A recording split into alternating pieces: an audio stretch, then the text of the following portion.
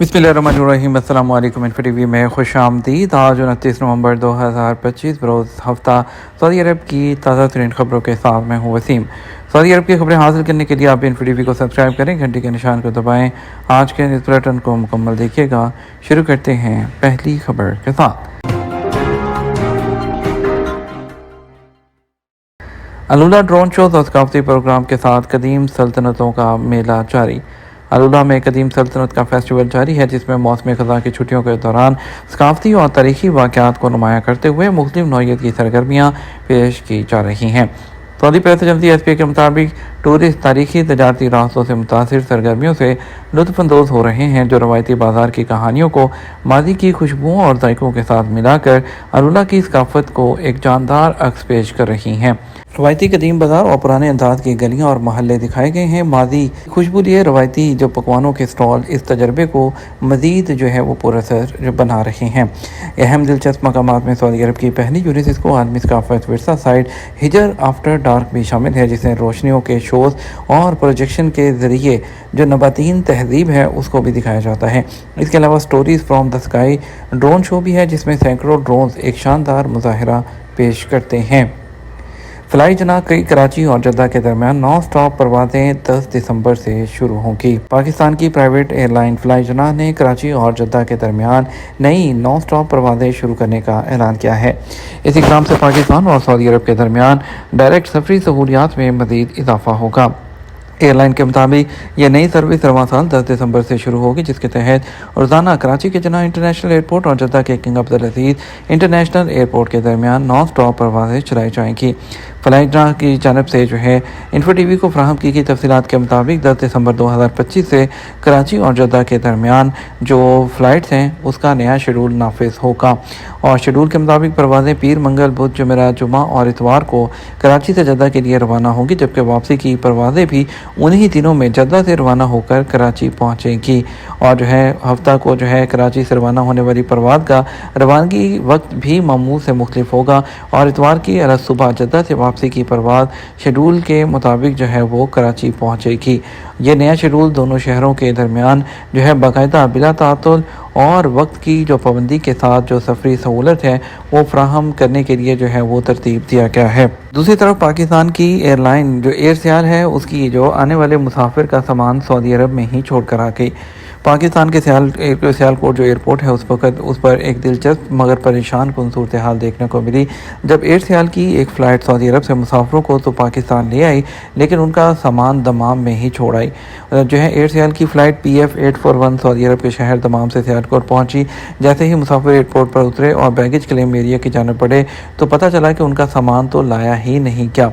और ये खबर सुनते ही मुसाफिर परेशान हो गए और उन्होंने एयरपोर्ट पर एहतजाज किया। मुसाफिरों का कहना है उनके बैग्स में कीमती सामान मौजूद था, जो एयरलाइन की गफलत के बायस सऊदी अरब में ही रह गया। एक मुसाफिर ने बताया कि हम मेहनत मजदूरी करके वतन वापस आए हैं और हमारे बैग्स में न सिर्फ कपड़े और पर्सनल अशिया हैं बल्कि तोहफे और कीमती सामान भी हैं। एयरलाइन की कोताही ने हमें ज़हनी अजियत में मुबतला कर दिया। एहतजाज के दौरान मुसाफिरों का गुस्सा उस वक्त मज़ीद बढ़ गया जब एयरलाइन के मुकामी अमले ने काउंटर बंद कर दिया। मुसाफिरों ने शिकवा किया कि एयर सियाल के हमले ने हमारी बात सुनने के बजाय काउंटर ही बंद कर दिया और किसी ने ये तक जहमत नहीं की कि हमें सामान की वापसी का कोई वाज़ेह वक्त बता सके। एयर सेल इंतज़ामिया जो है उनका मौक़िफ़ है कि सामान अगली फ़्लाइट के ज़रिए जो है सियालकोट पहुँचा दिया गया। और एयरपोर्ट पर कई मुसाफिर ऐसी शिकायत लेकर एविएशन हुकाम के पास पहुँचे और मुतालबा किया कि एयरलाइन को इस गफलत पर जवाबदेह बनाया जाए।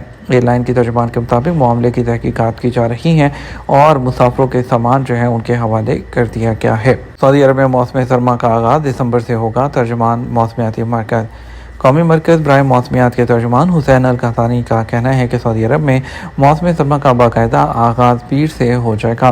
सर्दी में बतदरीज इजाफा होगा। सबक न्यूज़ के मुताबिक अल कहतानी ने MBC TV के प्रोग्राम में गुफ्तगू करते हुए मज़ीद कहा कि मौसम सरमा के आगाज़ के साथ ही दिसंबर के महीने में बाज़ इलाकों में बारिश का सिलसिला जारी रहेगा। तर्जुमान कौमी मरकज़ का मज़ीद कहना था कि मौसम सरमा के आगाज़ के साथ ही इतवार से सऊदी अरब के शुमाली, मशरकी और वसी इलाकों में टेम्परेचर में मरहलावार कमी होना शुरू हो जाएगी। ताहम सर्दी शदीद नहीं होगी, मुख्तलिफ इलाकों में बारिशों का भी इम्कान है। दूसरी जानब मौसमियाती मरकज़ की जानब से जारी रिपोर्ट में कहा गया कि दिसंबर में आम से कुछ ज़्यादा बारिशें होने की तवक्को है, ख़ास तौर पर शुमाली इलाकों में। تبوک ریجن کا الحرابہ بیچ فطری تنوع پرسکون ماحول کا حسین امتزاج۔ تبوک ریجن کا خوبصورت مقام تفریحی مقام الحرابہ بیچ جو ہے، جہاں کا پرسکون ماحول اور فطری تنوع لوگوں کے لیے کشش کا باعث بنا ہوا ہے۔ سعودی خبرسا ایجنسی ایس پی کے مطابق تبوک ریجن کے شہر الوجہ سے 15 کلومیٹر جنوب میں واقع الحرابہ بیچ کی خصوصیت وہاں کا پرسکون ماحول ہی نہیں بلکہ ایسے دلکش مناظر ہیں جن کا ثانی کوئی اور نہیں۔ ساحلی چٹانوں پر وقت کے ساتھ مرتب ہونے والے اثرات انتہائی منفرد نظارہ پیش کرتے ہیں، جنہیں دیکھنے کے لیے لوگ دور دور سے یہاں کھنچے چلے آتے ہیں۔ الحرابہ کے ساحل جو ہے، اس کی نرم ریت کا نگہبان شفاف پانی قدرت کا انمول تحفہ ہے، جس پر چلنے والوں کے اندر تازگی اور توانائی بھرپور ہو جاتی ہے۔ یہاں کی مرجانی چٹانیں طلوع آفتاب اور غروب آفتاب کے ساتھ دیدہ دیب جو نظارے ہیں وہ پیش کرتی ہیں۔ جدہ میں formula 1 power boat world championship کا آغاز ہو گیا۔ جدہ کے علاقے اوبر شمالیہ میں فارمولا 1 جو پاور بوٹ ورلڈ چیمپئن شپ جدہ گرینڈ ایوارڈ 2025 کے چوتھے مرحلے کا آغاز ہو گیا۔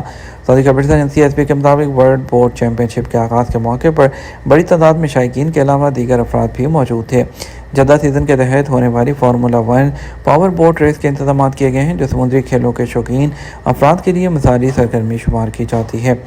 چیمپئن شپ پروگرام کے مطابق افتتاح کے پہلے دن سے ہی صبح سے ہی لوگوں کی بڑی تعداد ساحلی علاقے اوبر شمالی میں پہنچ گئی تاکہ ہونے والی جو ریس ہے اس کی تیاریوں کا مشاہدہ کیا جا سکے۔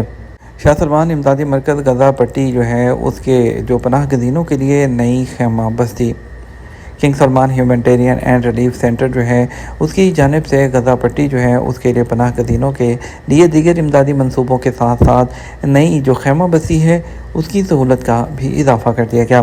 ایس پی کے مطابق مرکز کی جانب سے غزہ پٹی کی کمشنری خان یونس کے علاقے القرارہ میں پناہ گزینوں کے لیے تیار کی گئی نئی خیمہ بستی کی تیاری پر پناہ گزینوں نے سعودی عرب کا شکریہ ادا کیا۔